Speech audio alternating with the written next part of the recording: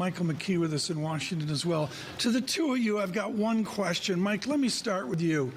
Our audience on radio and television is looking at a mortgage rate of 8%. It's either outright shock or how do we adjust to that as citizens? How do we adjust to that within our daily life? From where you sit, Mike, is the Fed aware that a 30-year mortgage is 8%? Oh, of course they are.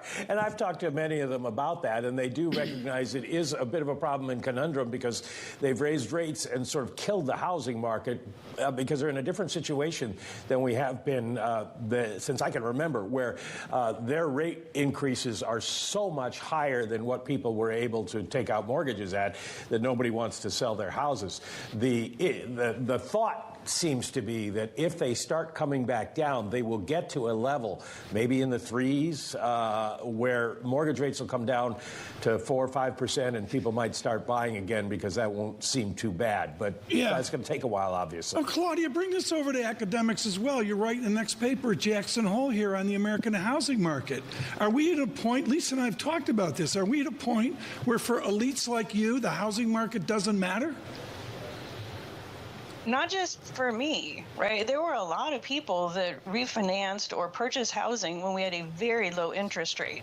I mean, the housing market has been very disrupted, both in a really good place and now in a really bad place. Like, this has been a tough cycle, and those who timed it properly, and there were millions of Americans who refinanced their homes, they're in a good place right now. And like you said, it does make it trade. They don't want to sell. They don't want to let go of that. Lisa, we're completely colored by this in New York City, which is a completely wacko, original housing market. To me, this is the arch. We have to live in our houses.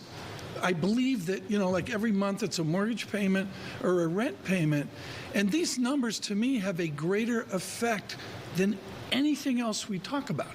8% mortgage filters into everybody's pocketbook. It affects their mobility and their willingness to move, especially given the fact that it's going to be unaffordable for the vast majority of people to do so.